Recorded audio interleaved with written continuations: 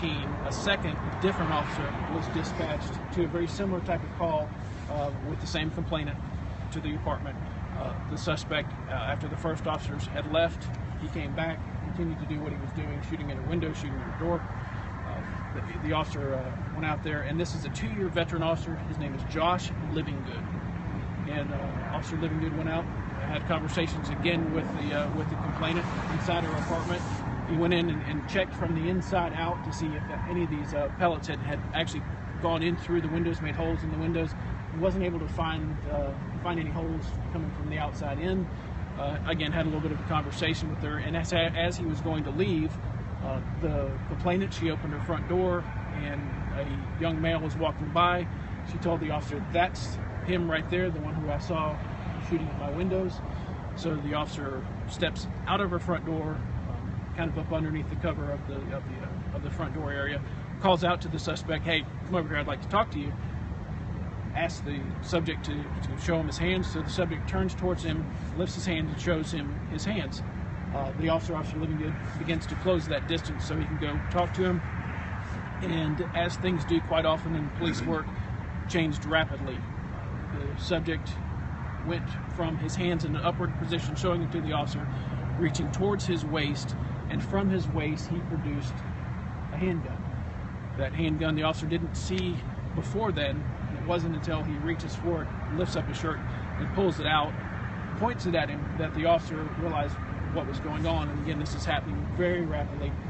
The officer did not have his gun drawn up until that point, but as he saw that subject taking that handgun from his waist, he pulls his handgun out. Again, things happen very rapidly. He has to make that split-second decision. Fired 6 shots at that subject who was pointing the gun at him. One of those shots struck the subject in his left leg, in his calf area, around his knee to his calf. Still kind of making some headway with that. Officer closes the distance. The subject had fallen to the ground at that point in time. Officer's repeatedly giving the subject instructions: don't pick up the gun, leave the gun, don't touch it again.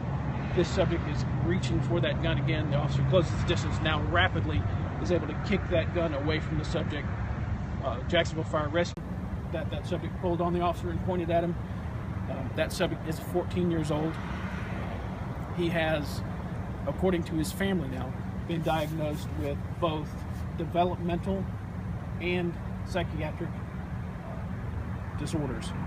And he's had multiple contacts with the Jacksonville Sheriff's Office for mental health issues. At this point in time, the Officer Livingood, has been placed on administrative leave. That's pretty standard for her. I'm not going to release a name tonight, and depending on what his history may be, it may not be something that, based on him being a juvenile, that I can release. But or the orange portion of the barrel, upon close examination, you could see that it had the orange on it. Again, there's questions that we have, and that's certainly one of them.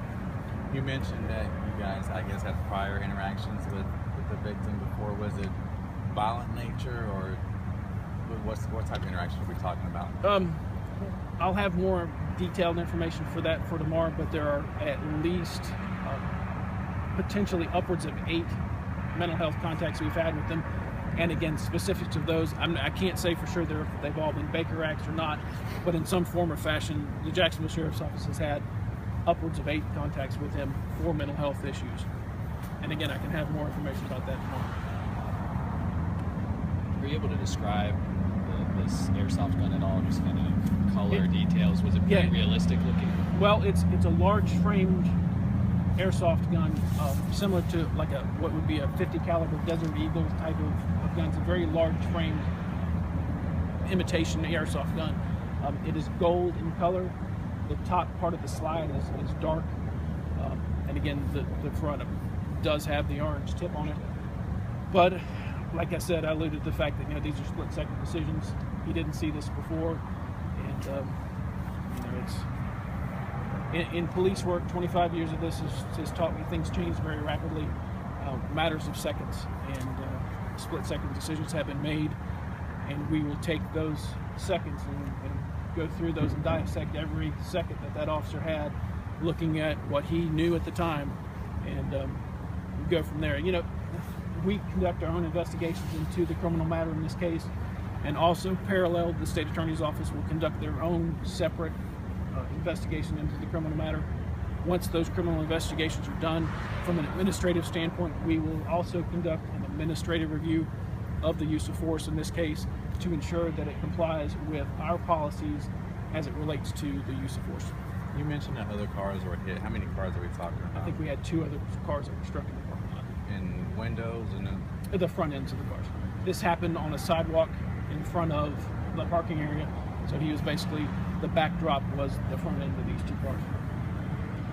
You mentioned how quickly things can happen here. Do we know from the time he arrived to when the shots were Yeah, as a fired? matter of fact, I do. The officer first arrived on scene at 11:15 p.m. and I believe it was by 11:28 that he called for fire rescue to come. So within 10 minutes of being there, but you know, when you come out, You see that. when you see that, you know, we will certainly look into the facts that surround a call that was dispatched regarding a BB gun. You know, it is such a factors that exist with these particular cases that you don't want to bet your life that what you're seeing is or isn't a BB gun or a pellet gun. The cumulative facts is part of what we'll look at, both for the criminal aspect and certainly for the administrative portion of this. Again, second by second dissection of what occurred here. We are, as law enforcement, obviously accountable for every shot that we fire. From the sheriff's office standpoint, we hold our officers accountable for every shot they fire and every bit of force that they use, from deadly force all the way down the continuum of force. And this will be part of that. I know it's still kind of early, but with 6 shots, was that too much? Or could you just do 1 shot to kind of hit him, or?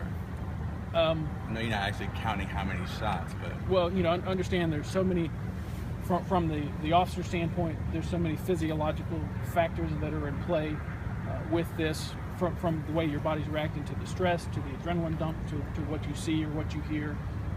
You know, you're doing this in a real world scenario. Unfortunately, it's not like TV.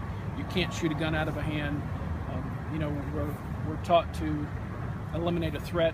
When we see the threat, we will try to, if we're going to fire our guns, we'll shoot for the largest body mass, because again, you want to stop that threat. It is, in this day and time, and any day and time, it is a very dangerous job that law enforcement is faced with. The split second decisions that they have to make here in Jacksonville and all throughout the country are judged later by citizens, by their agencies, and they should be. But the factors that surround these things and what the officers knew at that time, to say that 6 is too many, it's too many or it's not too many. The idea is to go home at the end of your shift and to ensure that you do so safely and have those interactions safely. I know it's still early in the investigation, but did the kid's parents know that he was out shooting this BB gun, or are they looking at any possible charges as well? Again, you answered kind of the same way I would. It's very early into this. We'll make some inquiries as to that. That wasn't an apartment complex where he lived, or the townhomes. He didn't live in there. He was known in there and frequented that area. I can't find any relationship between the complainant, whose windows he was shooting at, and him. She doesn't know him. So, you know, trying to figure out what he's doing there. Did his mental capacity play into this? Again, part of what we're going to certainly look at, and whether or not he was home. You know, when this occurred, this wasn't a violation of curfew. This was, you know, around 11 o'clock, and Fridays and Saturdays you have a midnight curfew, so he wasn't in violation of a curfew. But again, if he's out that late at night with a BB pistol or an airsoft gun in his hand shooting people's windows, that's just, there's no good that can come out of that. We know he reached for the BB gun. Was he able to fire at the officer during this? We haven't found anything that has led us to believe that. The officer, the accounts that we have from the witnesses didn't seem that that's the fact. But he did indeed take that from his waist, from a concealed position in his waist, to an exposed, and pointed at the officer. So Did the officer tell him to drop the gun and all? Oh yeah, he was giving repeated instructions for it to do just that. And again, not sure what factors played into that, but you know, he didn't do it. He showed compliance at first, putting his hands up at the first orders of the officers, and then that changed. And again, things changed rapidly, and that's kind of the situation. Just quickly, Living Good. Can you give a spelling on that? Yeah, Livinggood. First name Josh, 2-year veteran. What kind of danger did this BB gun pose? I mean, did the officer feel like his life was in danger? Well, again, these are split-second decisions that are having to be made in a high-stress thing. I mentioned the physiological factors that go through. What you're seeing is a handgun pointed at you, and to say, you know, well, he could have or should have known that was a BB gun based on what the call was. You know, what if you had a BB gun and another pistol? That officer, you know, as a law enforcement officer, I don't want to bet my life on that. And you know, you do your best to not Monday morning quarterback what these officers do. Again, we'll hold them accountable for their actions. But when it comes right to it, what that officer saw and what that officer knew, he has a right, just like every other citizen, to protect himself from that, which he did. And to know what he did or didn't see, or what it was or wasn't, it's a sad and unfortunate thing that it turns out that it was a BB gun. But it would be as equally sad and equally unfortunate if that officer had hesitated because he wasn't sure whether it's a BB gun, and I'm out here updating you on a dead police officer. Is the area still blocked off? Your officers still on the scene, or is it clear right now? It's in the process of being cleared. We're finishing our crime scene work for this evening, and it should be open here for the next 30 to 45 minutes. So, and at 11:30 tomorrow morning, I'll have whatever, not here, it'll be at the policeman room. So, all right, thank you all very much. Sorry to leave you hanging. Grab that mic from you. Yeah, oh yeah. You'd have grabbed it sooner or later. Yeah.